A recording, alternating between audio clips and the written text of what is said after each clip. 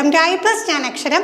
Seated examination നമുക്ക് important ആയിട്ടുള്ളൊരു area തന്നെയാണ് ചൈൽഡ് ഡെവലപ്മെൻറ്റ് ആൻഡ് പെഡഗോജി എന്ന് പറയുന്നത്. കുറച്ച് വാസ്റ്റ് ആയിട്ടുള്ള ഏരിയ തന്നെയാണ്. പക്ഷേ പ്രീവിയസ് ഇയർ ക്വസ്റ്റ്യൻസ് ഒക്കെ നോക്കുന്ന സമയത്തും നമുക്ക് സ്ഥിരമായിട്ട് റിപ്പീറ്റ് ചെയ്യുന്ന കൺസെപ്റ്റ്സ് ഉണ്ടെന്ന് മനസ്സിലാക്കാം. അതൊക്കെ കൃത്യമായിട്ട് മനസ്സിലാക്കി വെച്ച് കഴിഞ്ഞാൽ നല്ല രീതിയിൽ നമുക്ക് സ്കോർ ചെയ്യാൻ കഴിയുന്ന ഒരു ഏരിയ തന്നെയാണ്. അപ്പോൾ ഇന്ന് നമ്മൾ 5 ചോദ്യങ്ങളായിട്ട് റീസെൻ്റ് ആയിട്ട് ചോദിച്ചിട്ടുള്ള 5 ചോദ്യങ്ങളാണ് ഇൻക്ലൂഡ് ചെയ്തേക്കുന്നത്. നമുക്ക് നോക്കാം. Children coming from socio-economically disadvantaged background need a classroom environment which. അപ്പോൾ നോക്കിക്കേ, പല തരത്തിലുള്ള വിദ്യാർത്ഥികൾ നമ്മുടെ ക്ലാസ് റൂമുകളിൽ ഉണ്ടാകും. ആ കാര്യം നമുക്കറിയാം. അപ്പോൾ ഇവിടെ എന്താ പറയുന്നത്? Socio economically disadvantaged. അപ്പോൾ സാമൂഹ്യപരമായിട്ടും സാമ്പത്തികപരമായിട്ടും ഒക്കെ പിന്നാക്കം നിൽക്കുന്ന കുട്ടികൾ ക്ലാസ്സിൽ വരുന്ന ടൈമിൽ എങ്ങനെയായിരിക്കണം ആ എൻവയോൺമെൻറ്റ് എന്നാണ് ചോദ്യം.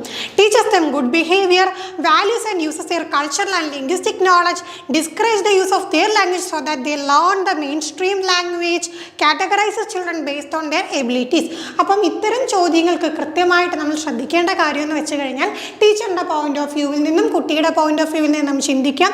ഏറ്റവും അപ്രോപ്രിയേറ്റ് ആയിട്ട് ഒരു നല്ല ടീച്ചർ എന്താണ് ചെയ്യേണ്ടത് എന്ന് മനസ്സിലാക്കിക്കൊണ്ട് ഏറ്റവും ആപ്റ്റ് ആയിട്ടുള്ള ആൻസർ നമ്മൾ കണ്ടെത്തുക. അപ്പോൾ ഇവിടെ ഏറ്റവും ആപ്റ്റ് ആയിട്ടുള്ള ആൻസർ എന്താ വരിക? അവരെ ഗുഡ് ബിഹേവിയർ പഠിപ്പിക്കുക, അവരുടെ ലാംഗ്വേജ് ഉപയോഗിക്കാതിരിക്കാൻ പറയുക, അവരുടെ എബിലിറ്റീസ് അനുസരിച്ച് അവരെ കാറ്റഗറൈസ് ചെയ്ത് വെക്കുക എന്നൊക്കെയുള്ളത് അത്ര ശരിയായ നടപടികളൊന്നുമല്ല. അപ്പം നമുക്കിവിടെ ഏറ്റവും ആപ്റ്റായിട്ടുള്ള ആൻസർ എന്താണ്? Values and use their cultural and linguistic knowledge. അപ്പം എല്ലാ കൾച്ചറിനെയും എല്ലാ ലിംഗ്വിസ്റ്റിക് ആയിട്ടുള്ള ഡൈവേഴ്സിറ്റിയും നമ്മൾ ബഹുമാനിക്കണമെന്ന് നമുക്ക് പഠിച്ചിട്ടുണ്ട്. കൃത്യമായിട്ട് നമ്മുടെ സിലബസിൽ ആ ഒരു ഏരിയ ഒക്കെ പറഞ്ഞിട്ടുള്ളതാണ്. അങ്ങനെ വരുമ്പോൾ അവർ വന്നിട്ടുള്ള കൾച്ചർ എന്തോ ആയിക്കോട്ടെ, ലിംഗ്വിസ്റ്റിക് നോളജ് എന്തോ അവിടെ, അതിനെ വാല്യൂ ചെയ്യുക, അതിനെ ഉപയോഗിക്കാൻ അനുവദിക്കുക എന്നുള്ളതാണ് ഏറ്റവും ആപ്റ്റ് ആയിട്ടുള്ള ആൻസർ. അടുത്ത ചോദ്യം, which one of the following best describes a teacher's role? ടീച്ചറിൻ്റെ റോൾ ഡിസ്ക്രൈബ് ചെയ്യണം. സ്ഥിരം ചോദ്യം, എല്ലാ തവണയും ടീച്ചറിൻ്റെ റോളുമായിട്ട് ബന്ധപ്പെട്ട് ചോദിക്കും. ഓപ്ഷനുകൾ മാറും, കൺസെപ്റ്റുകൾ ഏറെക്കുറെ സെയിം ആണെങ്കിലും പല രീതിയിൽ അവർ അവതരിപ്പിക്കും. പക്ഷേ ഈ ഒരു ചോദ്യം അത് മിക്കവാറും നമുക്ക് പ്രതീക്ഷിക്കാവുന്നതാണ്. അപ്പോൾ ഇവിടുത്തെ ഓപ്ഷൻസ് നോക്കാം. Teachers most important role in the classroom is to maintain discipline. A teacher should adhere to the prescribed textbook. Completing the syllabus on time. Living enough time for revision is important. Creating a relaxed space where children learn through dialogue and inquiry. അപ്പോൾ നമുക്ക് പെട്ടെന്ന് കേൾക്കുമ്പോൾ 4 ശരിയാണെന്ന് തോന്നും. പക്ഷേ നമ്മൾക്കിവിടെ എന്താ വേണ്ടത്? ഏറ്റവും ആപ്റ്റ് ആയിട്ടുള്ള ആൻസർ ആണ്. അങ്ങനെ നോക്കുമ്പോഴത്തേക്ക് ഒരു ജനറൽ ഐഡിയ തന്നെയായിരിക്കും നമുക്ക് ആൻസർ ആയിട്ട് വരിക. എന്താണ്? റിലാക്സ്ഡ് ആയിട്ടുള്ള ഒരു സ്പേസ് അവർക്ക് ക്രിയേറ്റ് ചെയ്യുക. സ്റ്റുഡൻസും വളരെ റിലാക്സ്ഡ് ആയിട്ടുള്ള ഒരു സ്പേസ് ഉണ്ടെന്നുണ്ടെങ്കിൽ തീർച്ചയായിട്ടും അവർക്ക് എന്താണ്? ഡയലോഗിലൂടെയും ഇൻക്വയറിയിലൂടെയും ഒക്കെ അവർക്ക് എന്ത് ചെയ്യാൻ കഴിയും? നല്ല രീതിയിൽ പഠിക്കാനായിട്ട് സാധിക്കും.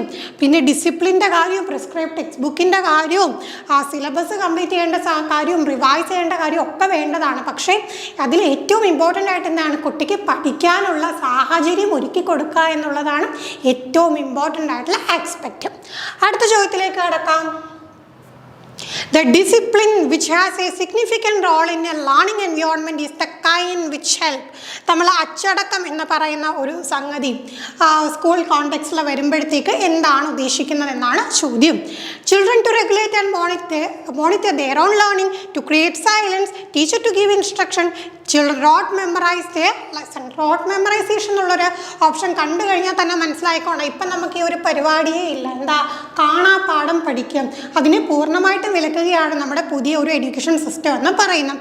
ഇനി ഇവിടുത്തെ കാര്യം നോക്കിക്കുക. ഡിസിപ്ലിൻ എന്ന് പറയുമ്പോഴത്തേക്കും, ഡിസിപ്ലിൻ എന്ന് പറയുമ്പോൾ നമ്മുടെ മനസ്സിൽ സൈലൻ്റ് ആയിട്ട് ഇരിക്കുക എന്നുള്ളതാണ് പെട്ടെന്ന് ഓർമ്മ വരുന്നതെങ്കിലും ഏറ്റവും ആപ്റ്റ് ആയിട്ടുള്ള ആൻസർ എന്താ?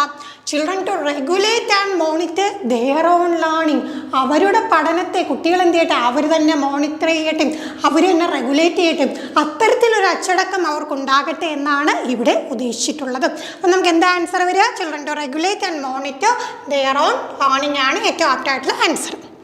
അടുത്ത ചോദ്യം, ദ നാഷണൽ കരിക്കുലം ഫ്രെയിംവർക്ക് 2005. നമ്മുടെ നാഷണൽ കരിക്കുലം ഫ്രെയിംവർക്കിൽ നിന്നും സ്ഥിരമായിട്ട് ചോദ്യം ചോദിക്കാറുണ്ട്.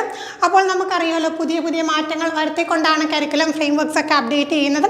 അപ്പോൾ നമ്മുടെ പുതിയ പഠന രീതി അനുസരിച്ച് നാഷണൽ കരിക്കുലം ഫ്രെയിംവർക്കും എന്ത് തിയറി, എന്ത് ഐഡിയയിൽ അടിസ്ഥാനമാക്കിയിട്ടാണ്? Humanism, behaviourism, constructivism, cognitive theories.